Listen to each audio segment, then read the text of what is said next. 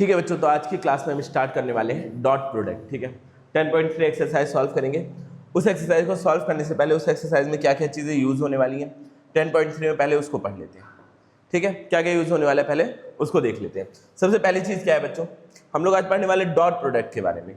किसके बारे में? डॉट प्रोडक्ट के। दो टाइप के प्रोडक्ट होते हैं, डॉट प्रोडक्ट या फिर जिसको हम लोग स्केलर प्रोडक्ट भी बोलते हैं, और एक क्या होता है बेटा, वेक्टर प्रोडक्ट, जो हम लोग नेक्स्ट एक्सरसाइज में पढ़ेंगे।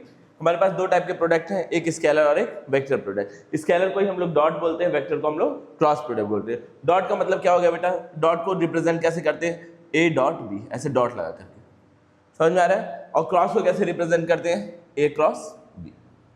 क्लियर है, समझ में आ रहा होगा इतना? ठीक है। अब जब भी क्या होता है, जो स्केलर प्रोडक्ट या फिर डॉट प्रोडक्ट का जो रिजल्ट आता है वो रियल नंबर आता है। क्या आता है? एक नंबर आता है कोई, समझ में आ रहा है? कोई वेक्टर फॉर्म में नहीं आएगा आंसर। आंसर कैसा आएगा? स्केलर आएगा। इतनी बात समझ में आ रही है? जब भी हम डॉट प्रोडक्ट करते हैं जो आंसर आएगा वो कैसा आएगा? स्केलर आएगा। अब क्यों आएगा अभी समझते हैं। और उस पर जब क्रॉस प्रोडक्ट करते हैं तो जो रिजल्ट, जो आंसर आएगा वो हमेशा कैसे आएगा? वेक्टर फॉर्म में आता है। अब देखते हैं हम लोग, अभी इसके बारे में तो हम नेक्स्ट एक्सरसाइज में बात करेंगे, अभी डॉट प्रोडक्ट के बारे में बात करते हैं। डॉट प्रोडक्ट का फॉर्मूला क्या होता है, जैसे कहीं पे दे रखा है ए डॉट बी, तो इसका फॉर्मूला होता है बेटा magnitude of A vector magnitude of B vector cos theta. समझ में आ रहा है बेटा? दोनों का मैग्नीट्यूड निकाल करके, और कॉस थीटा क्या है? दोनों के बीच का एंगल। मान लो ए वेक्टर ये है, बी वेक्टर ये है, ये बी वेक्टर। कॉस थीटा मतलब थीटा ये क्या है? इन दोनों के बीच के एंगल। दोनों वेक्टर्स के बीच का बेटा एंगल को ही क्या बोलते हैं हम लोग? Cos theta. क्लियर है ये चीजें? इतने में कोई दिक्कत? पंखा ऑफ कर दो, पंखा ऑफ कर दो जल्दी से। तो इन दोनों के जो प्रोडक्ट होता है उसको बोलते हैं हम लोग, दोनों के बीच के एंगल को बोलते हैं कॉस थीटा। अब देखो, अगर एंगल दोनों वेक्टर्स के बीच में 90 डिग्री हो गया, अब समझना, अगर एंगल बेटा 0 डिग्री है दोनों के बीच में, तो हम लिख सकते हैं, स्पेशल केस की बात करें,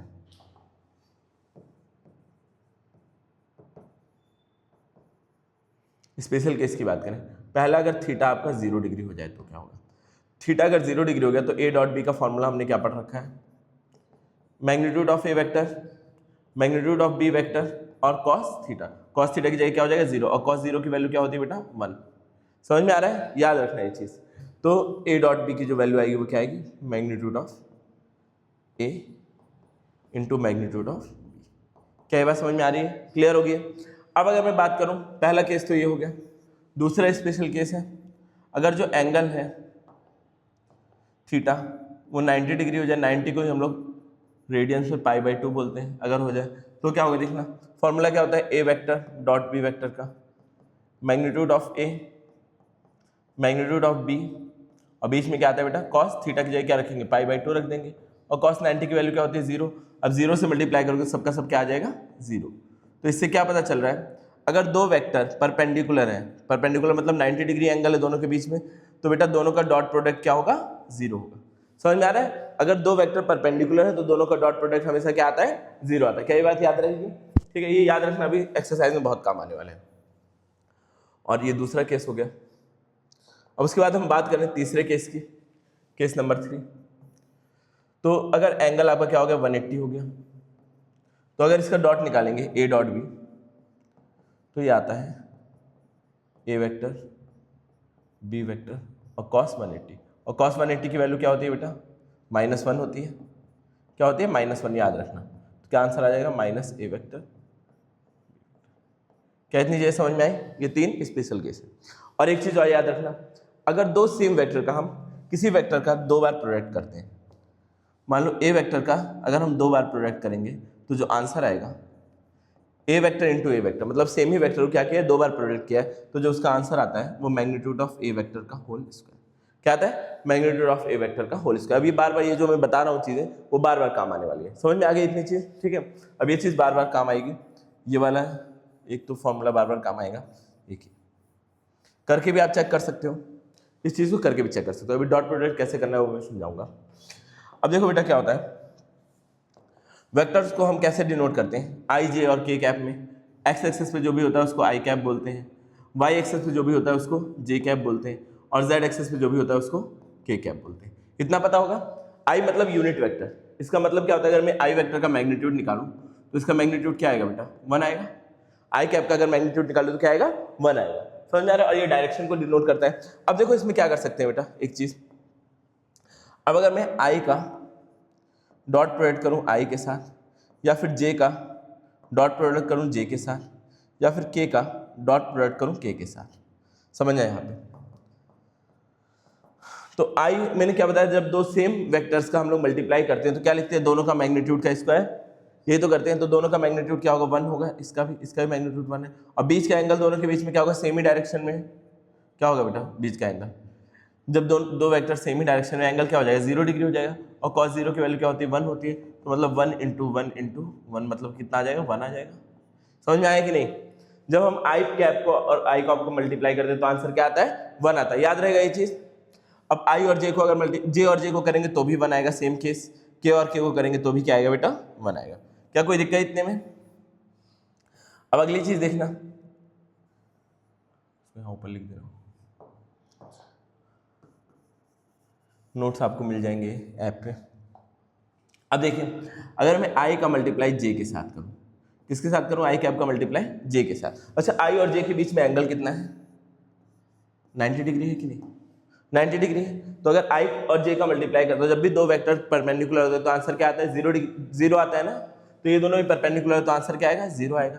या फिर जे का के साथ करूं तो भी आंसर क्या आएगा बेटा, 0 आएगा, क्योंकि जे और के भी क्या है, आपस में परपेंडिकुलर है।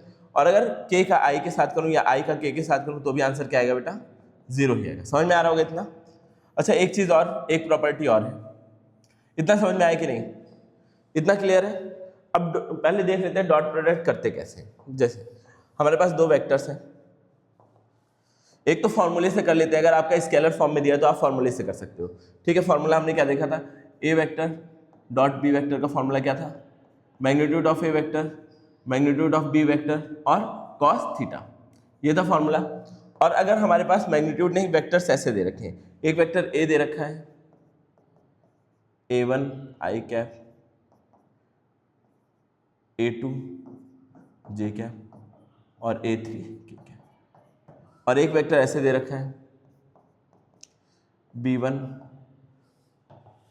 B1 आई कैप, B2 जे कैप और B3 के कैप। दो वेक्टर्स ऐसे दे रखे हैं अगर, तो अगर हमें इनका प्रोडक्ट करना है तो प्रोडक्ट सिंपली जैसे हम बचपन में करते थे डिस्ट्रीब्यूशन प्रॉपर्टी से मल्टीप्लाई, वैसे हम कर सकते हैं। A1 आई कैप, A2 जे कैप, A3 के कैप और मल्टीप्लाई करना है ना, और यहाँ मल्टीप्लिकेशन का साइन लगाओ, B1 आई कैप, 1 आई नहीं, B1 आई कैप,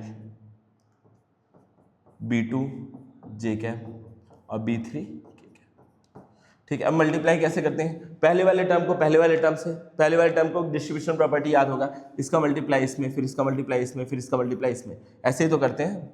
लेकिन ध्यान देना, अगर मैं आई का आई वाले के साथ करूंगा तब तो सही है, लेकिन आई का अगर जे वाले के साथ करूंगा तो 0 आ जाएगा आंसर, आई का के वाले के साथ करूंगा तो भी क्या आ जाएगा बेटा, 0 आ जाएगा आंसर। ये बात समझ में आ रही है। अब मान लो पहला टर्म को पहले टर्म से मैं करके दिखाता हूँ मल्टीप्लाई, A1 और B1 क्या है, नंबर से नंबर को आपस में मल्टीप्लाई कर देंगे, और आई कैप का आई कैप के साथ मल्टीप्लाई होता है तो क्या आता है, आंसर 1 आता है। बताया था मैंने अभी, आई कैप का अगर आई कैप के साथ करते हैं आंसर क्या आता है बेटा, 1 आता है। इतनी बात समझ में आ रही होगी। और फिर अब अगर मैं इसका जे के साथ करूंगा तो आंसर 0 आ जाएगा, के साथ करूंगा तो भी 0 आ जाएगा, तो उसको लिखने की क्या कोई जरूरत है। अब ये जे वाले को अगर मैं आई के साथ कर रहा हूं तो भी आंसर 0 आ जाएगा, लिखने की कोई जरूरत नहीं है। अब जे वाले को जे के साथ कर लेते हैं, मतलब A2 B2 हो जाएगा, और जे का जे के साथ करेंगे कितना आएगा, आंसर 1 आएगा। ऐसे ही के का के साथ कर दे तो A3 B3 आ जाएगा, 1 to 1। तो मतलब इसका कुल मिला के आंसर क्या आएगा बेटा, A1 B1 A2 B2 और A3 B3। अब कुल मिला के कंक्लूजन क्या निकला कि जब भी डॉट प्रोडक्ट आएगा ना तो आपको डायरेक्ट बस खाली इतना कुछ लिखने की जरूरत नहीं है, आई वाले का आई वाले के साथ कर दो, जे वाले का जे वाले के साथ कर दो, के वाले का के वाले के साथ कर दो। समझ आ रहा है ये चीज कि जब भी आपका आए सवाल तो आप इस तरह से कर सकते हो। क्या ये बात क्लियर है, आई का आई के साथ, जे का जे के साथ, के का के के साथ। ये तो बस एक्सप्लेनेशन के लिए था, मैंने इतना डिटेल में समझाया, लेकिन इतना ऐसा कुछ होता नहीं है। समझ में आ रहा है, डायरेक्ट आपको करना है तो आंसर कैसे आएगा। अब मैंने क्या बोला था एकदम स्टार्टिंग में, जब भी हम इसका प्रोडक्ट करते हैं तो आंसर हमेशा कैसा आता है, स्केलर आता है, और आंसर देखो नंबर्स में ही आ रहा है। आई जे के कहीं दिख रहा है, इसमें नहीं दिख रहा है, सब हट गया। तो यही चीज है। अब एक चीज और होती है, एक हमने ये फॉर्मूला जो पढ़ा है A vector dot B vector का मेन फॉर्मूला क्या था, magnitude of A vector, magnitude of B vector और कॉस थीटा। अब इससे हम दो वेक्टर के बीच का एंगल भी निकाल सकते हैं। अगर मैं इसको नीचे भेज दूं क्या हो जाएगा बेटा, upon magnitude of A vector और मैग्नीट्यूड ऑफ बी वेक्टर, ये क्या आ जाएगा कॉस थीटा। क्या ये एंगल यहाँ से निकल जाएगा इस फॉर्मूले से, cos theta is equal to क्या होता है बेटा, दोनों का डॉट प्रोडक्ट अपॉन दोनों का मैग्नीट्यूड का मल्टीप्लाई। क्या ये बात समझ में आ रही है, इतने में कोई दिक्कत? ठीक है, अब इतनी चीजें अगर आपको समझ में आ गई, अब एक और फॉर्मूला आता है,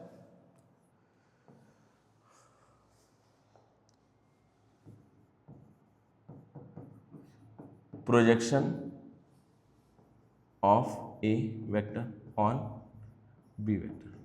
ठीक है, कहीं पूछ ले projection of A vector on B vector, तो इसका फॉर्मूला होता है बेटा A vector dot B vector upon magnitude of B vector. समझ में आ रहा है, जिसके ऊपर प्रोजेक्शन पूछा है उसका मैग्नीट्यूड से मल्टीप्लाई कर देते हैं, दोनों का डॉट निकाल के जिसके ऊपर पूछा है उससे क्या करते हैं, मल्टीप्लाई कर देते हैं। इस चीज को नोट कर लेना, और सारी चीजें तो कॉमन थी, फिजिक्स में पढ़ रखा था हमने, लेकिन ये चीज नहीं है। ठीक है, अभी नोट करना बाद में, समझ में आ रहा है ये चीज? ठीक है, अब देखो ये सारी चीजें समझा चुका हूँ, ये सब हो चुका है। ठीक है, अब एक चीज और याद रखना कि अगर हम A vector dot B vector करें या B vector dot A vector करें, बात एक ही होती है। समझ में आ रहा है? जैसे हम मल्टीप्लाई में भी करते हैं ना, 3 इंटू 4 करो तो भी 12 आएगा, 4 इंटू 3 करो तो भी क्या आएगा बेटा, 12 आएगा। कहीं अगर ए डॉट बी दे रखा है तो उसको आप क्या लिख सकते हैं, बी डॉट ए लिख सकते हैं, और कहीं बी डॉट ए दे रखा है तो उसको ए डॉट बी लिख सकते हैं, कोई दिक्कत नहीं। और मल्टीप्लाई कैसे करते हैं, डिस्ट्रीब्यूशन प्रॉपर्टी से, मैंने समझाया था, अभी दिखाया था ना कि अगर ए ब्रैकेट के बाहर है तो इसका मल्टीप्लाई पहले वाले से होगा, दूसरे वाले से भी होगा, ऐसे लिख सकते हैं। मतलब जो डॉट प्रोडक्ट है ना, वो सारी मल्टीप्लिकेशन की प्रॉपर्टी को फॉलो करता है, डिस्ट्रीब्यूशन प्रॉपर्टी प्लस हम क्या कर सकते हैं, दोनों को रिवर्स कर सकते हैं, कम्युटेटिव प्रॉपर्टी। समझ में आ रहा है? डॉट प्रोडक्ट मतलब सिंपल प्रोडक्ट की तरह ही होता है। ये सब बता ही चुका हूँ कि आई का आई के साथ 1 आता है, आई का जे के साथ 0 आता है, आई का के के साथ भी क्या आता है, 0 आता है। क्लियर? ये डिस्ट्रीब्यूशन सारी चीजें हो गई। अब सवाल पे बढ़ते हैं, 10.3 का पहला सवाल। देखो, दो वेक्टर्स दे रखे हैं, दोनों का डॉट दे रखा है और दोनों के बीच का एंगल निकालना है। अभी हमने सीखा है फॉर्मूला, कॉस थीटा का फॉर्मूला क्या होता है, और डार्क कलर,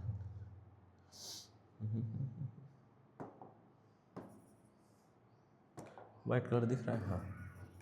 देखो हमने क्या देखा बेटा, कॉस थीटा का formula, cos theta is equal to क्या होता है, A dot B, A vector dot B vector upon में क्या होता है बेटा, magnitude of A vector upon into magnitude of B vector, यही होता है। तो ए डॉट बी की वैल्यू क्या दे रखी है, √6, तो ऊपर क्या रख दोगे, √6, और मैग्नीट्यूड दोनों का दे रखा है, एक का मैग्नीट्यूड दे रखा है √3 और एक का मैग्नीट्यूड दे रखा है 2, ये दिया हुआ है सवाल में ऑलरेडी। तो अब 6 को हम क्या लिख सकते हैं बेटा, √3 इंटू √2 लिख सकते हैं कि नहीं, 2 3 या 6 होता ही है। यहाँ पे √3 है और यहाँ पे क्या बेटा 2 है, बस खाली, इससे कट जाएगा, क्या आया, √2 अपॉन 2। ये भी और भी सिंप्लीफाई हो सकता है, नीचे वाले 2 को क्या लिख सकते हैं, √2 इंटू √2, कट सकता है ना अभी, और ये इससे कट जाएगा। तो जो कॉस थीटा की वैल्यू आई बेटा, जो कॉस थीटा की वैल्यू आई वो कितनी आई, 1 अपॉन √2। तो कॉस में कितने की वैल्यू 1 अपॉन √2 होती है, 45। Very good. तो क्या हो जाएगा बेटा, तो थीटा इज इक्वल टू क्या हो जाएगा, 45। 45 को ही हम लोग π/4 भी बोलते हैं। क्या बोलते हैं, π/4 रेडियन में। क्या ये बात समझ में आ रही है, कोई दिक्कत इतने में? चला नहीं है,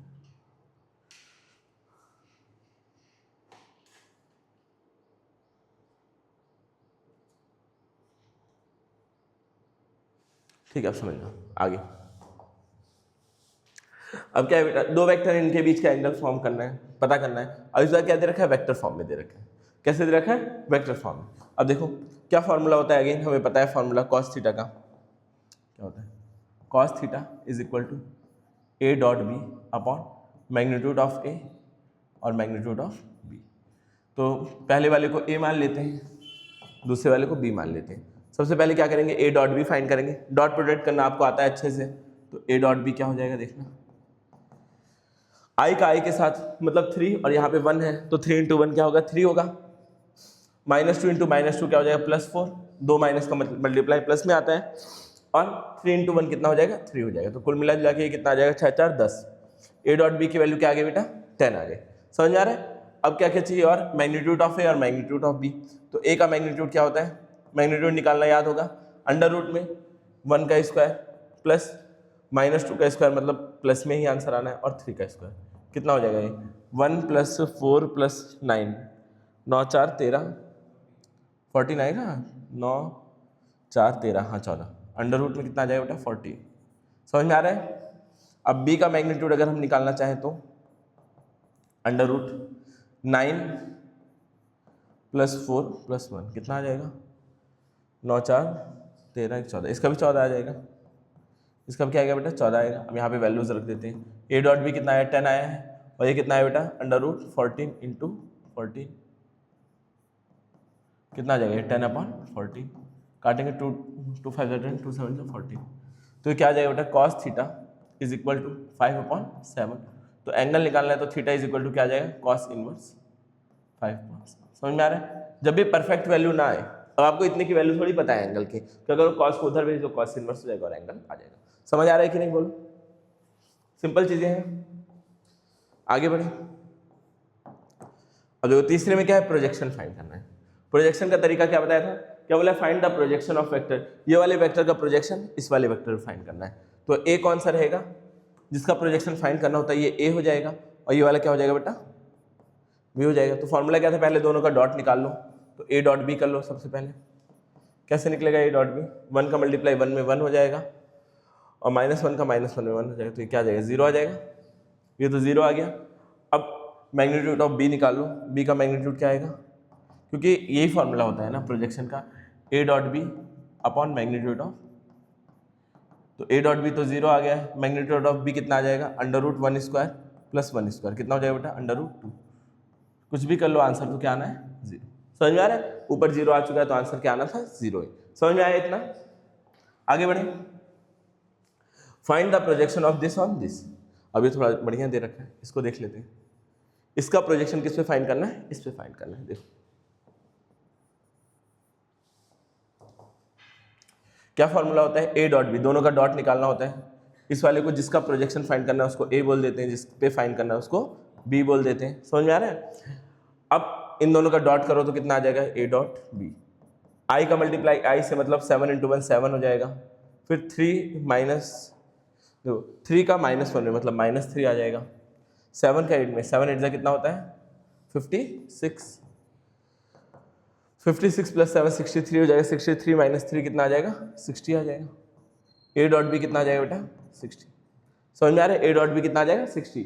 और फिर मैग्नीट्यूड किसका फाइंड करना है बी का, तो बी का मैग्नीट्यूड क्या होगा देखो √7² + 1² + 8²। तो 7 का स्क्वायर क्या होता है 49, 1 तो 1 ही है 64।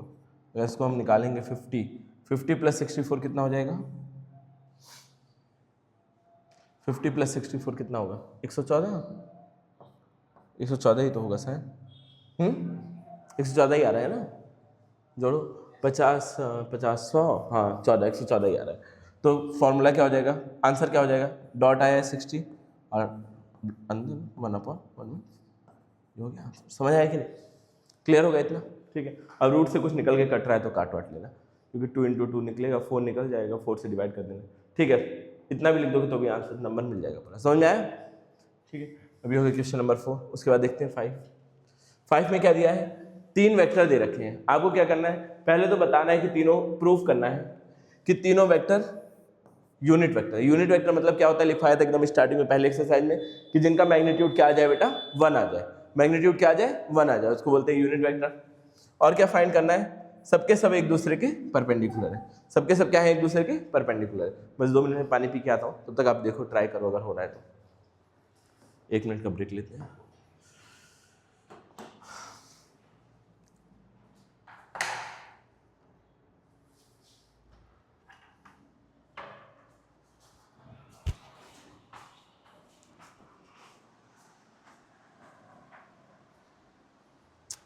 समय कितना हो रहा है सर बताइएगा थोड़ा, पानी पीने आया था। समय कितना हो रहा है,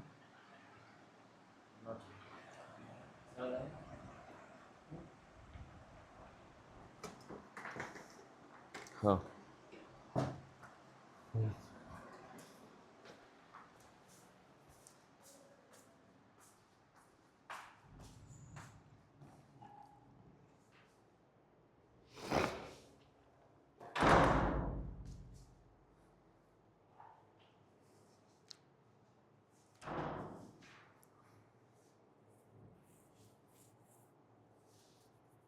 चलो समझा देता हूँ, ठीक है।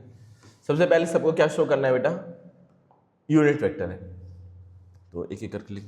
सवाल तो समझ में आ गया होगा, इस वाले पार्ट को हटा दे रहा हूँ।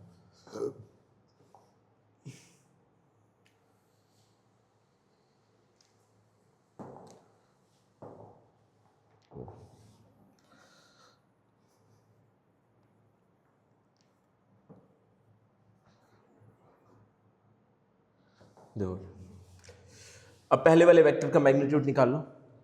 1/7 तो क्या है बेटा, नंबर है, स्केलर, इसको तो छोड़ देंगे। फिर मैग्नीट्यूड निकालेंगे तो मैग्नीट्यूड कैसे निकलेगा, 2 का स्क्वायर प्लस 3 का स्क्वायर प्लस 6 का स्क्वायर, तो करेंगे 4 प्लस 9 प्लस 36, कितना आ जाएगा, इन सबको जोड़ेंगे तो 13 प्लस ये 49 आ जाएगा ना, 49। और रूट में 49 मतलब क्या होता है, 7 होता है, 7 7 कट जाएगा, आंसर क्या आ जाएगा 1। पहले वेक्टर को ए मान लेते हैं, तो इसका मैग्नीट्यूड 1 आ गया, दूसरे को करना है और तीसरे को, सबका मैग्नीट्यूड क्या निकालना है बेटा, 1 निकालना है। यूनिट वेक्टर प्रूफ करने का यही तो मतलब हुआ कि सबका मैग्नीट्यूड क्या आना चाहिए, 1 आना चाहिए। क्या क्या सिलेक्ट हो जा रहा है,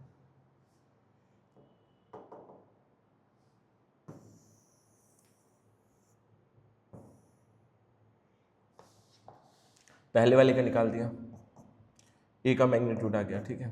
अब दूसरे वाले का निकाल लेते हैं, इसमें 1/7 तो क्या है बेटा, स्केलर, इसको तो ऐसे ही रहने दो, बाकी सबका निकालो। क्या दिया, 3 का स्क्वायर, फिर माइनस है लेकिन स्क्वायर करेंगे तो प्लस हो जाएगा, 6 का स्क्वायर प्लस 2 का स्क्वायर, सेम ही आएगा, सेम ही चीज़ें तो है। कितना आ जाएगा 49, कितना हो जाएगा बेटा 1 आ जाएगा, ये भी हो गया स्केलर। और सी का निकालेंगे तो सी का भी सेम टू सेम करोगे 1 ही आ जाएगा। समझ में आ रहा है, सेम चीज़ करनी है, 1 आ जाएगा आराम से। अब पहले ये चीज़ तो हो गई, पहली चीज़ जो हमें प्रूफ करनी थी। अब अगली चीज़ क्या प्रूफ करनी है, सबके सब क्या है, परपेंडिकुलर है। परपेंडिकुलर कब होते हैं बेटा, याद होगा, जब भी दो वेक्टर का अगर डॉट प्रोडक्ट 0 आ जाए तो वो दोनों क्या हो जाएंगे, परपेंडिकुलर हो जाएंगे। ये चीज़ याद रहेगी, दो वेक्टर का अगर प्रोडक्ट क्या आ जाए, 0 आ जाए डॉट प्रोडक्ट, तो दोनों परपेंडिकुलर होंगे। तो मैं सबसे पहले क्या करूँगा, ए डॉट बी निकाल लूँगा। क्या निकालूंगा, ए डॉट बी। अब दोनों में 1/7 है, तो 1/7 को मैं बाहर ले ले रहा हूँ, या फिर एक काम करो, जो नंबर है उनको डॉट करना है, मतलब दोनों को मल्टीप्लाई करना है, तो नंबर का मल्टीप्लाई नंबर में कर लेते हैं। तो 1/7 और इंटू 1/7 कितना हो जाएगा, 1/40 हो जाएगा कि नहीं। अब इसका मल्टीप्लाई 2 का मल्टीप्लाई 3 में कितना हो जाएगा, 6, 3 का मल्टीप्लाई 6 में, 6 3 कितना होता है 18, और माइनस है तो -18। अब 6 का मल्टीप्लाई 2 में कितना हो जाएगा बेटा 12। अब अगर इसको सॉल्व करता हूँ मैं, 1/49, अब ये बेटा 18 हो जाएगा, +18 और -18 कितना आ जाएगा 0, जब करेंगे तो क्या आ जाएगा 0। तो ए डॉट बी 0 आया, इसका मतलब क्या है बेटा, ए इज परपेंडिकुलर टू, क्या है बेटा, ए और बी आपस में परपेंडिकुलर है, तभी तो आंसर 0 आ रहा है। या तो देखो आंसर 0 दो कंडीशन में आता है, या तो ए और बी में से कोई एक 0 हो, या फिर दोनों परपेंडिकुलर हो। दोनों में से कोई भी 0 दिख रहा है, किसी का मैग्नीट्यूड 0 नहीं आया है, 1 आया है, सबका तो नहीं है, तो अगली कंडीशन ही फॉलो होगी, मतलब दोनों के दोनों क्या है, परपेंडिकुलर है। ए और बी परपेंडिकुलर हो गए। अब इसी तरह आपको बी और सी को भी दिखाना होगा परपेंडिकुलर, दिखा लोगे ना, बी और सी का डॉट कर देना वो भी 0 आ जाएगा, फिर सी और ए का भी कर देना वो भी 0 आ जाएगा, तो मतलब क्या हो जाएगा, ऑल आर म्यूचुअली परपेंडिकुलर। कोई दिक्कत, आगे बढ़े, ठीक है। अब देखिए, अब अगला टाइप का सवाल है, क्या दे रखा है, इन दोनों का डॉट दे रखा है 8, आपको फाइंड आउट क्या करना है, ए और बी की वैल्यू। दो कंडीशंस दे रखी है, पहली कंडीशन क्या है, इन दोनों को मल्टीप्लाई करने में आंसर 8 आ रहा है, और दूसरी कंडीशन क्या है, ए का मैग्नीट्यूड बराबर है 8 टाइम्स ऑफ बी का मैग्नीट्यूड, और आपको वैल्यू किसकी फाइंड करनी है, ए वेक्टर, ए का मैग्नीट्यूड और बी के मैग्नीट्यूड की। कोई दिक्कत इतने में, आगे बढ़े। देखो क्या दिया हुआ है सवाल में, ए वेक्टर प्लस बी वेक्टर, और यहाँ क्या दे रखा है, A vector minus B vector, दोनों का डॉट प्रोडक्ट बराबर किसके दे रखा है, 8 के बराबर दिया था ना, 8 के बराबर 8 हो जाएगा। अब अगर डॉट करते हैं तो क्या करते हैं, पहले का मल्टीप्लाई पहले से, मतलब ए वेक्टर का मल्टीप्लाई किससे करोगे, ए वेक्टर से, फिर पहले का मल्टीप्लाई दूसरे से होता है, ये प्लस में ये माइनस में है तो माइनस आंसर आएगा। इतनी बात समझ में आ रही है, डिस्ट्रीब्यूशन प्रॉपर्टी। अब दूसरे का मल्टीप्लाई पहले में क्या हो जाएगा, B vector dot A vector, और फिर इसका मल्टीप्लाई इसमें, तो क्या हो जाएगा, माइनस प्लस माइनस आ जाएगा, B vector dot is equal to क्या है बेटा 8 है। इतनी बात समझ में आ रही है। और मैंने बताया था कि अगर दो सेम वेक्टर को मल्टीप्लाई करते हैं तो उनका डॉट प्रोडक्ट क्या आता है, स्क्वायर आ जाता है, ठीक है, मैग्नीट्यूड ऑफ ए का स्क्वायर आ जाता है। अच्छा यहाँ पे क्या है, A vector dot B vector, अच्छा B vector dot A vector है तो इसको A vector dot B vector लिख सकते हैं, प्रॉपर्टी बताया था ना, उल्टा भी लिख सकते हैं, कोई दिक्कत नहीं होगी। और इसको भी क्या लिखेंगे, बी वेक्टर का इज इक्वल टू, अच्छा ये प्लस है ये माइनस से कट जाएगा तो यहाँ पे क्या बचेगा, ए वेक्टर का स्क्वायर माइनस बी वेक्टर का स्क्वायर इज इक्वल टू 8। अच्छा अब यहाँ पे एक कंडीशन और दे रखी थी, क्या कंडीशन दी थी कि ए वेक्टर क्या है 8 टाइम्स बी वेक्टर के बराबर है, तो ए की जगह क्या मैं लिख सकता हूँ 8 टाइम्स ऑफ बी वेक्टर, इस पूरे का क्या है होल स्क्वायर। समझ में आ रहा है, ए की जगह पे मैंने क्या लिख दिया 8 टाइम्स ऑफ बी वेक्टर दिया था ये सवाल में पहले से, क्या हो जाएगा बी वेक्टर का स्क्वायर। अब इसको क्या लिखूंगा 64, 8 का स्क्वायर क्या होता है 64 इज इक्वल टू 8। अच्छा 64 बी में से ये वाला एक बी जाएगा तो क्या बचेगा 63 बी वेक्टर का स्क्वायर इज इक्वल टू 8। समझ में आ रहा होगा इतना, 64 में से एक गया 63 बचा तो क्या हो जाएगा 63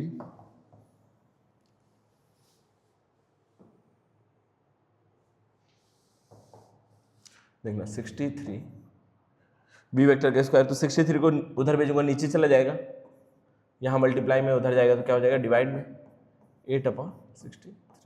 समझ में आ रहा है, 63 यहाँ मल्टीप्लाई में था उधर भेज दिया डिवाइड में हो गया। अब देखना अब स्क्वायर है उधर जाएगा तो रूट में बदल जाएगा, क्या हो जाएगा बेटा √8/√। अच्छा √8 को क्या लिख सकते हैं 2√2 और 63 को क्या लिख सकते हैं 3√7 ना, 3√7। समझ में आ रहा है, 9 7 जो 63 होता है तो 9 को तो 3 बाहर आ जाएगा और ये इतना। समझ में आ रहा होगा इतना, ठीक है। तो ये हो गया बी वेक्टर की वैल्यू। अब हमें किसकी निकालनी है, ए और बी दोनों की निकालनी थी, तो हमने पढ़ रखा था जो ए वेक्टर है वो क्या है 8 times of magnitude of B vector है, कंडीशन में दिया हुआ था ये फ्रॉम सेकंड कंडीशन। तो ए वेक्टर क्या हो जाएगा बेटा 8 टाइम्स, बी की वैल्यू क्या है 2√2 तो क्या हो जाएगा 16√2/3। समझ आ रहा होगा, ए और बी दोनों की वैल्यू आ गई। समझ में आया, क्लियर है इतना, ठीक है। आगे बढ़े, अगला क्या है इसकी वैल्यू फाइंड करनी है। क्या करना है बेटा इसकी वैल्यू फाइंड करनी है, ठीक है। बस सॉल्व करके इसकी वैल्यू निकालनी है। पहले इसको थोड़ा छोटा कर दो, ठीक है, पहले इसको थोड़ा छोटा कर देते हैं क्रॉप करके।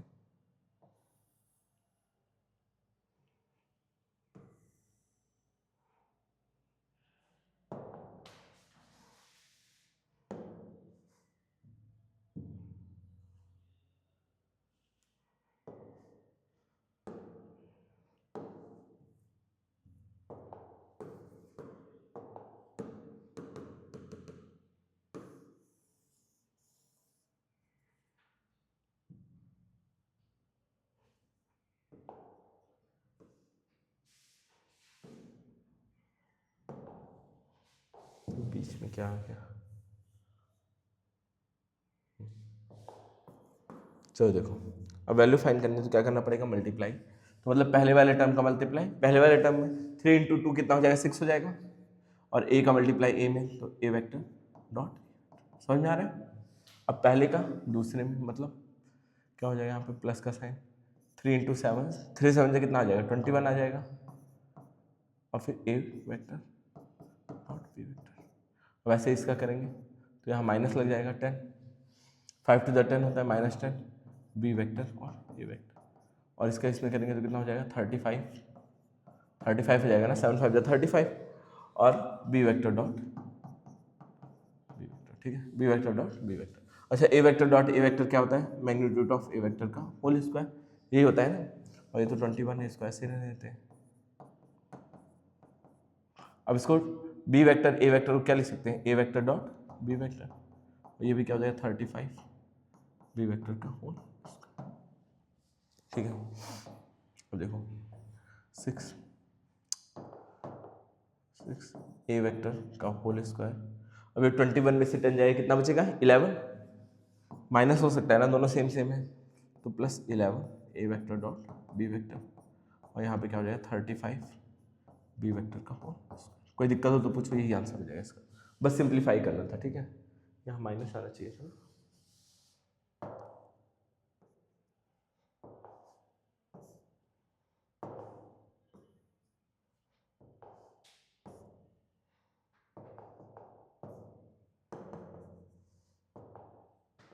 समझ में आया? कोई दिक्कत नहीं होगी इसमें, आसान चीज़ें चल रही हैं इस टाइम। डॉट पूरा आसान है, इसमें कुछ भी ऐसा रॉकेट साइंस जैसा नहीं है। क्या दे रखा है? Consider two vector A and B such that they have same magnitude. दोनों का मैग्नीट्यूड क्या है बेटा? सेम है, ठीक है। दोनों के बीच का एंगल क्या है? 60 डिग्री दे रखा है, और दोनों का स्केलर प्रोडक्ट क्या दे रखा है, मतलब डॉट प्रोडक्ट 1/2 दे रखा है। तो आपको बता दोनों वेक्टर का मैग्नीट्यूड पता लगाना है। स्टार्टिंग में क्या दे दिया? दोनों वेक्टर का मैग्नीट्यूड सेम है, तो हम क्या करते हैं बेटा, लेट कर लेते हैं। Let magnitude of A vector, magnitude बराबर है, ये तो दिया ही है, इन दोनों की वैल्यू x के बराबर मान लेते हैं। क्या करते हैं बेटा? मान लेते हैं स्टार्टिंग में। समझ में आ रहा है? अब दोनों का जो डॉट प्रोडक्ट है a डॉट बी, वो किसके बराबर दे रखा है? 1/2 के बराबर दे रखा है। तो हम यहाँ पे वैल्यू रखते हैं a डॉट बी का क्या होता है फॉर्मूला?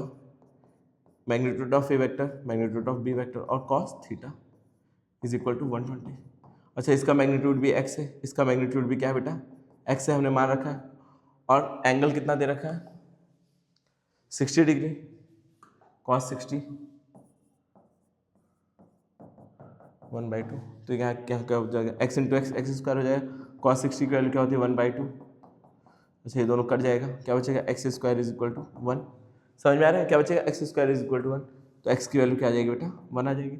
अब प्लस माइनस 1 दोनों आनी चाहिए, लेकिन ये वेक्टर के मैग्नीट्यूड की बात हो रही है ना। वेक्टर मतलब वेक्टर का मैग्नीट्यूड क्या होता है? एक लंबाई होती है। क्या लंबाई कभी माइनस में आती है? क्या मैग्नीट्यूड कभी माइनस में आता है? नहीं आता है। इसलिए बस खाली कौन सी वैल्यू कंसीडर करेंगे? प्लस वाली। तो x की वैल्यू क्या आ गई? 1।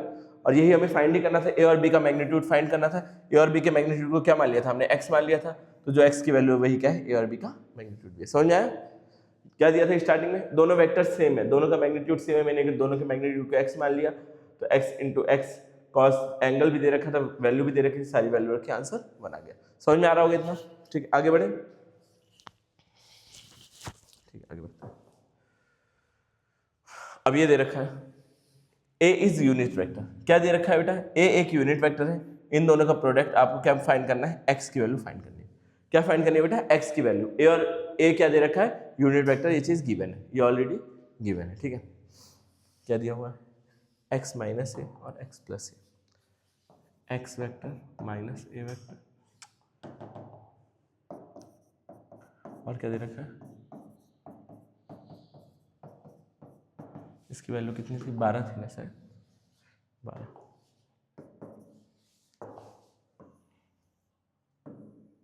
अब देखो फिर से डिस्ट्रीब्यूशन प्रॉपर्टी जो हम करते आ रहे थे, x का s में क्या हो जाएगा? x vector dot x vector, फिर x का a में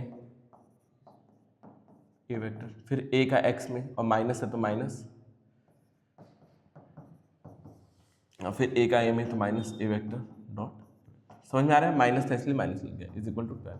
समझ में आ रहा होगा इतना?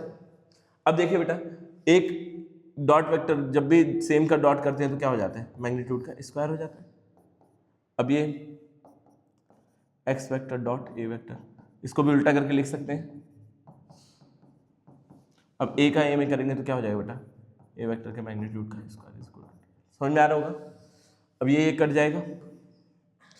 अब एक ऑलरेडी क्या दे रखा है? यूनिट वेक्टर है। सवाल में क्या दे रखा है? a इज यूनिट वेक्टर, तो इसका मैग्नीट्यूड क्या हो जाएगा? 1। इसकी वैल्यू हो जाएगी 1 इज इक्वल टू 12। 1 का स्क्वायर भी 1 ही होता है तो 1 हो जाएगा। अब 1 को उधर भेजेंगे, 12 प्लस 1 कितना आ जाएगा? 13 आ जाएगा। अब स्क्वायर उधर जाके रूट में बन जाएगा, अंडर रूट 13। क्या हो जाएगा बेटा? Under root 13। एक्स की वैल्यू क्या आ गई? Under root 13। वही आपको फाइंड ही करना है, एक्स की वैल्यू ही फाइंड करना है। समझ में आ रहा होगा इतना? अगला क्या दे रखा है? ए बी सी 3 वेक्टर दे रखे हैं। कंडीशन क्या है? a plus lambda B perpendicular है सी के, तो लैम्डा की आपको वैल्यू निकालनी है। क्या कंडीशन है? a प्लस लैम्डा बी किसके बराबर है? सी के, तो आपको लैम्डा की वैल्यू निकालनी है। कोई दिक्कत समझने में सवाल? सबसे पहले हम ये निकाल लेते हैं, ये जो दिया हुआ है ये चीज़ जो दे रखी है सबसे पहले उसको निकाल लेते हैं, इसको निकालते हैं। ए प्लस लैम्डा बी, किसकी वैल्यू निकालनी है? ए प्लस लैम्डा।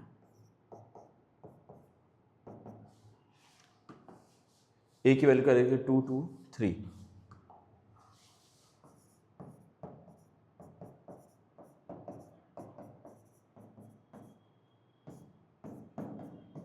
बी की वैल्यू क्या है देख लेते हैं, -1 2 1।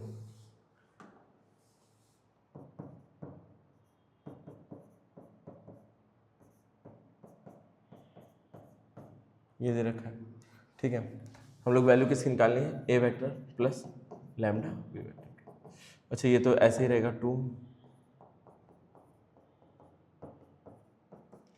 अभी कोई कांस्टेंट है अंदर मल्टीप्लाई हो जाएगा, क्या हो जाएगा बेटा अंदर मल्टीप्लाई, तो माइनस लैम्डा आई कैप, इसको करेंगे तो -2 लैम्डा जे कैप प्लस लैम्डा के कैप। अब एडिशन वेक्टर मैंने सिखाया था, वेक्टर को ऐड करना, आई वाला आई के साथ ऐड हो जाता है, जे वाला जे के साथ, के वाला के के साथ, तो 2i माइनस लैम्डा, तो क्या हो जाएगा 2 माइनस लैम्डा आई कैप।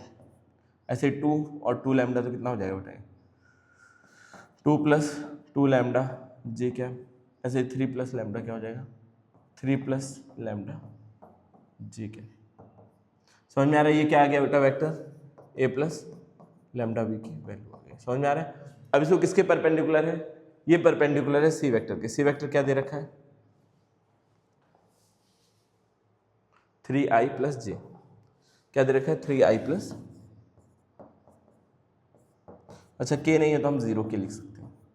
समझ में आ रहा है? अब दोनों अगर परपेंडिकुलर है तो इसका मतलब क्या है कि इन दोनों का डॉट क्या आना चाहिए बेटा? 0 के बराबर आना चाहिए। तो मैं ऐसा लिख सकता हूँ, क्या है? A vector plus lambda B vector का जब प्रोडक्ट करेंगे तो क्या आना चाहिए? 0 आंसर आना चाहिए। अब प्रोडक्ट कर लो दोनों का, आई वाले को आई वाले के साथ मल्टीप्लाई करते हैं, क्या हो जाएगा? 3 इंटू 2 माइनस लैम्डा। जे का जे के साथ करते हैं तो जे के पास 1 है, तो इससे करेंगे तो क्या हो जाएगा बेटा? 2 प्लस 2 लैम्डा इंटू 1। अब के का के के साथ, इसका 0 के साथ करेंगे 0 आ जाएगा। समझ में आ रहा है? डॉट प्रोडक्ट किया है। अब पूरे की वैल्यू क्या आनी चाहिए बेटा? 0 के बराबर आनी चाहिए। समझ में आया कि नहीं? इतना समझ में आया होगा। अब अंदर मल्टीप्लाई कर लो 3 का, तो क्या बन जाएगा? 3 2 6 minus 3 lambda plus 2 plus 2 lambda is equal to 0। तो 6 प्लस 2 कितना हो जाएगा? 8।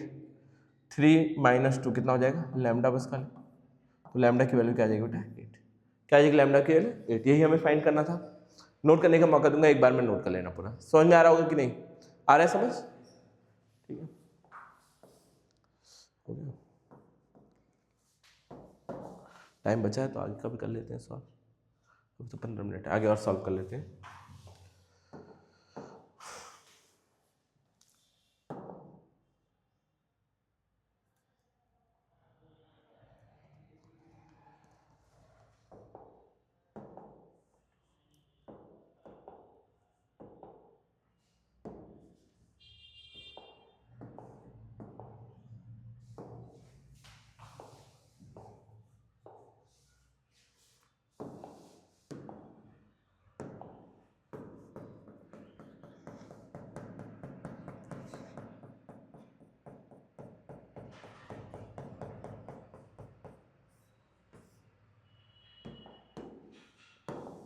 वेक्टर अलजेब्रा, ठीक है। 10 सवाल और बचे, 10 नहीं, कितने तक हो गया था? कौन से क्वेश्चन नंबर तक कर लिया था हमने? कौन सा था क्वेश्चन नंबर जो लास्ट किया है? 10 तक हो चुका। 8 सवाल और हैं इस एक्सरसाइज में। 8 18 है टोटल।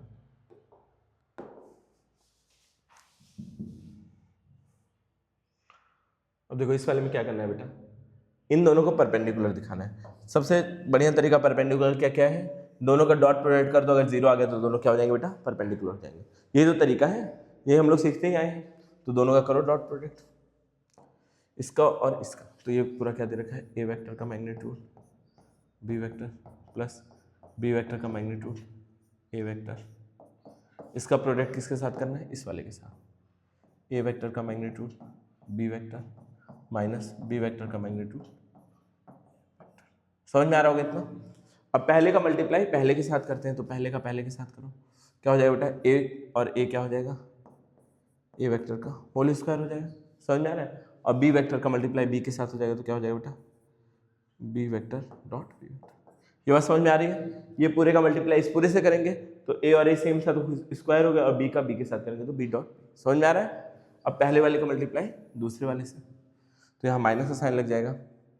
अब ये ए वेक्टर और इसमें बी का भी मैग्नीट्यूड हो तो बी वेक्टर, और यहाँ पे क्या है बेटा, बी वेक्टर है, और यहाँ क्या है ए वेक्टर। कोई दिक्कत इतना समझने में, इतना समझ में आ रहा होगा, ठीक है। अब अगला देखो, इसका मल्टीप्लाई इसमें प्लस मैग्नीट्यूड वालों को एक साथ कर लो। अब क्या दे रखा है, ए डॉट बी वेक्टर, ठीक है। अब इसका मल्टीप्लाई इसमें भी होगा तो यहाँ क्या है, माइनस का साइन लग जाएगा। अब बी का बी के साथ क्या हो जाएगा, बी वेक्टर का स्क्वायर, और ए का ए के साथ A vector dot A vector. बस डिस्ट्रीब्यूशन प्रॉपर्टी लगा के मल्टीप्लाई किया, और कुछ भी नहीं किया कि बस खाली डिस्ट्रीब्यूशन प्रॉपर्टी लगाई। समझ में आ रहा होगा इतना।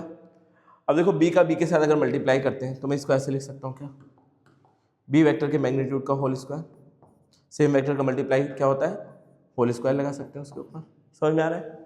अच्छा अब ये देखो ए बी, इसमें अगर इसको मैं उल्टा करके लिखूँ तो दोनों सेम हो जाएंगे, और उल्टा करके लिख सकता हूँ, मुझे परमिशन है, ये चीज़ हम सीख चुके हैं। तो अब सीख चुके हैं तो अब डायरेक्ट काट देते हैं, कोई दिक्कत इतने में। अब डायरेक्ट काट देते हैं, दोनों सेम चीज़ें हैं। अब यहाँ पे क्या है, बी वेक्टर का तो स्क्वायर है, और ए डॉट ए क्या हो जाएगा, ए वेक्टर का स्क्वायर, क्या हो जाएगा बेटा, ए वेक्टर का होल स्क्वायर। क्या दोनों सेम है, कट के क्या आ जाएगा, जीरो। अगर जीरो आ गया तो बेटा क्या है, दोनों परपेंडिकुलर। यही चीज़ तो प्रूफ करनी थी, दोनों का डॉट प्रोडक्ट जीरो आ गया मतलब दोनों क्या है, परपेंडिकुलर। समझ में आया कि नहीं। एग्जाम में ऐसे लिख के आओगे पूरा नंबर मिलेगा। आगे बढ़े अगले सवाल की तरफ। अब देखो क्या दे रखा है बेटा, ए और ए क्या है, जीरो है। ए का ए के साथ मल्टीप्लाई कर रहे हैं तो क्या आ रहा है, जीरो आ रहा है। ए डॉट बी भी जीरो है, तो आपको बताना है then what can be concluded about B vector. B vector क्या होगा, समझ में आ रहा है, क्या बताना है, बी वेक्टर क्या होगा। ए डॉट ए जीरो दे रखा है, ए डॉट बी भी जीरो दे रखा है, तो बी क्या होगा। सबसे पहले ए डॉट ए जीरो दे रखा है तो मैं क्या बोल सकता हूँ इसको, ए डॉट ए अगर जीरो है तो मतलब ऐसा बोल सकता हूँ कि ए डॉट ए को क्या लिख सकता हूँ, magnitude of A vector is equal to zero. तो स्क्वायर हटेगा तो वहाँ जीरो ही है, तो क्या हो जाएगा, तो मतलब मैं ये बोल सकता हूँ कि ए वेक्टर क्या है, जीरो है। ए वेक्टर का मैग्नीट्यूड क्या है बेटा, जीरो है। ए डॉट ए जीरो होने का मतलब क्या है, ए वेक्टर का मैग्नीट्यूड जीरो है। क्या इतना कंक्लूजन समझ में आया। अब अगली चीज देखो, ए डॉट बी जीरो दे रखा है तो हमने फॉर्मूला पढ़ रखा है ए डॉट बी का। ए डॉट बी जीरो दे रखा है तो ए डॉट बी का फॉर्मूला क्या होता है, magnitude of A vector magnitude of B vector और कॉस थीटा। अब ए का मैग्नीट्यूड ऑलरेडी जीरो है, क्या अब इस इक्वेशन की हेल्प से हम बी वेक्टर की वैल्यू निकाल सकते हैं, पॉसिबल ही नहीं है, क्योंकि ये तो पूरा का पूरा जीरो हो रहा है। अगर बी की वैल्यू में 1 रखूँ, 2 रखूँ, 3 रखूँ, 4 रखूँ, 5 रखूँ, कुछ भी रखूँ, आना क्या है, जीरो ही आना है। मतलब बी कुछ भी हो सकता है, बी के बारे में हम कमेंट ही नहीं कर सकते हैं। समझ में आ रहा है। यहाँ कुछ भी बेटा बी की वैल्यू रख दूँ ला करके, सोना भी रख दूँ, यहाँ आंसर क्या आना है, आना ही नहीं। समझ में आ रहा है। तो क्या लिख सकते हो, B vector can be any, B मतलब कुछ भी हो सकता है, क्योंकि एक कंडीशन हर हाल में सेटिस्फाई होगी, बी कुछ भी हो। समझ आ रहा है कि नहीं, थोड़ा सा अजीब है लेकिन समझना पड़ेगा। क्लियर होगा इतना, ठीक है। आगे बढ़े, अब खत्म ही कर देते हैं, 3-4 सवाल और बच रहे हैं। क्या दे रखा है, ए वेक्टर, बी वेक्टर और सी वेक्टर, सबके सब क्या है बेटा, यूनिट वेक्टर है। समझ में आ रहा है, सबके सब क्या है, यूनिट वेक्टर है। और ए प्लस बी प्लस सी क्या दे रखा है, जीरो के बराबर दे रखा है। क्या दे रखा है बेटा, ए प्लस बी प्लस सी जीरो के बराबर दे रखा है। और आपको वैल्यू किसकी फाइंड करनी है, A dot B, B dot C और सी डॉट ए की। अब देखो सवाल में क्या क्या दे रखा है, गिवन क्या है कि ए का जो अगर आप मैग्नीट्यूड निकालते हो तो भी 1 आएगा, यूनिट वेक्टर है। बी का मैग्नीट्यूड निकालोगे तो भी क्या आएगा बेटा, इसको काट दो,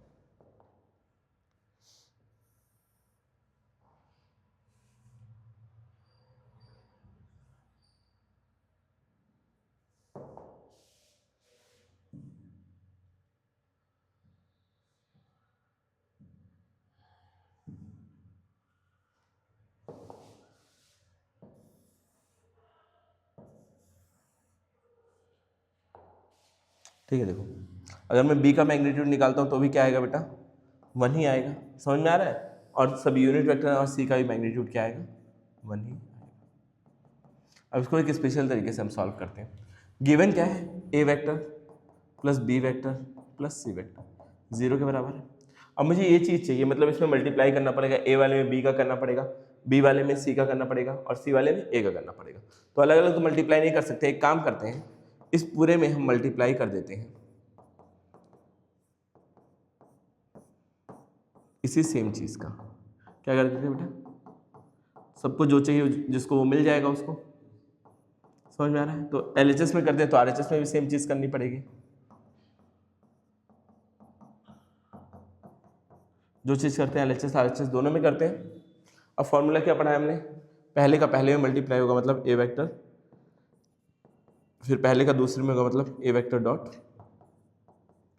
अब पहले का तीसरे में होगा तो ए वेक्टर डॉट, वैसे ही दूसरे का पहले में होगा बी वेक्टर डॉट, ऐसे ही दूसरे का दूसरे में होगा तो B vector dot B vector, दूसरे का तीसरे में क्या हो जाएगा B vector dot C vector. समझ में आ रहा होगा इतना। अब अगला देखो, सी का सम में होगा तो सी वेक्टर डॉट ए वेक्टर, ऐसे ही सी का बी में होगा तो सी वेक्टर डॉट बी वेक्टर, और ऐसे ही सी का सी में हो जाएगा तो सी वेक्टर डॉट। अब बराबर क्या है, 0 से कुछ भी मल्टीप्लाई करते हैं 0 ही आता है। समझ में आ रहा है क्या इतना। अब देखो, अगर ए का ए में मल्टीप्लाई करते हैं तो क्या आता है आंसर, ए वेक्टर के मैग्नीट्यूड का होल स्क्वायर। अच्छा, अब यहाँ ए बी है, यहाँ बी ए है, तो दोनों सेम ही है, तो क्या मैं क्या लिख सकता हूँ 2ab लिख सकता हूँ कि नहीं, लिख सकता हूँ ना। और ए सी है, यहाँ सी ए है, तो क्या मैं इसको 2 टाइम्स सी ए लिख सकता हूँ, कोई दिक्कत। और यहाँ अच्छा बी और बी है, तो बी और बी को क्या लिख सकता हूँ, बी और बी क्या हो जाएगा, बी वेक्टर के मैग्नीट्यूड का होल स्क्वायर। अब ये भी कवर हो चुका है, सी ए भी हो चुका है ना कवर, हाँ। अब बचा है सी बी और बी सी और सी बी दोनों में क्या हो जाएंगे बेटा, बी सी लिख सकता हूँ दोनों को, तो 2 टाइम्स ऑफ बी सी लिख सकता हूँ क्या ना, और यहाँ पे सी क्या हो जाएगा बेटा, मैग्नीट्यूड ऑफ सी वेक्टर का होल स्क्वायर। समझ में आया इतना, इतना तो आया होगा समझ में, ठीक है। अब देखो थोड़ा सा और छोटा कर देते हैं पूरे को,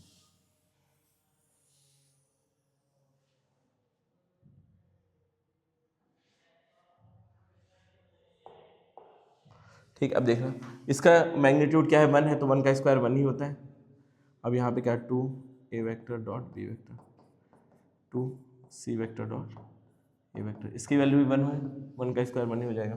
यहाँ पे 2 B vector dot C vector, और यहाँ पे इसकी वैल्यू भी क्या हो जाएगी, 1 हो जाएगी। अब 1 + 1 + 1 कितना हो जाएगा, 3 हो जाएगा। अब इसको मैं कायदे से अगर लिखूँ 2 A vector B vector 2 B vector C vector और 2 सी वेक्टर और ए वेक्टर, और इसकी वैल्यू सबको तीनों को जोड़ के 3 हो गया बराबर 0। क्या हो गया बेटा, बराबर 0। अब 3 को उधर भेज दूंगा, क्या जाएगा 2 A vector dot B vector. अच्छा 2 सब में कॉमन ले सकता हूँ मैं, सबके पास 2 है, तो मैं अंदर क्या लिखूंगा, A vector dot B vector dot C vector और C vector dot A vector, बराबर क्या है 3 उधर गया तो -3 हो गया। अब 2 यहाँ मल्टीप्लाई में उधर जाके डिवाइड में हो जाएगा, तो A vector dot B vector dot C vector और C vector dot A vector किसके बराबर आ जाएगा बेटा, -3/, किसके बराबर आ जाएगा, -3/2 के। समझ में आया। और यही हमें निकालना था इसी की वैल्यू। थोड़ा सा कॉम्प्लेक्स है, इस पर स्टार मार्क कर लेना, दोबारा सॉल्व जरूर करना है इसको। समझ में आया। थोड़ा सा और आगे बढ़ जाते हैं।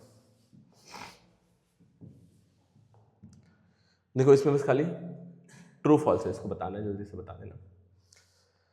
क्या दे रखा है, अगर ए और बी, अगर क्या दे रखा है बेटा, ए और बी, ए या बी में से कोई एक 0 है, तो ए डॉट बी क्या आना है, 0 आना है। समझ में आ रहा है बेटा, ए या बी में से कोई भी अगर एक 0 है तो ए डॉट बी की वैल्यू 0 आनी है। तो क्या इसका कन्वर्स भी ट्रू है, कन्वर्स मतलब ए और बी में से कोई भी 0 नहीं है, मतलब ये तो क्या दे रखा है, ए और बी क्या है बेटा, 0 है, कोई एक क्या है, 0 है। और कन्वर्स इसका क्या होगा, ना ए 0 है ना बी 0 है, तो भी क्या ए डॉट बी 0 हो सकता है। ए और बी में से कोई भी 0 नहीं है, तो भी क्या ए और डी, इसका कन्वर्स, ये तो ये दे रखा है कि ए या बी में से कोई एक 0 है तो ए डॉट बी 0 होगा। इसका कन्वर्स में बोलूंगा कि आइदर की जगह क्या लगा दूंगा, neither vector A nor vector B, then nor vector B is 0, then A dot B 0 हो सकता है। क्या ऐसा पॉसिबल है, ना ए 0 है ना बी 0 है, लेकिन ए डॉट बी 0 है, पॉसिबल है ऐसा, पॉसिबल है बेटा, क्योंकि हम अगर दो वेक्टर परपेंडिकुलर होते हैं तो दोनों का प्रोडक्ट 0 आ जाता है ना। यहाँ पे हमने एक एग्जाम्पल भी किया था,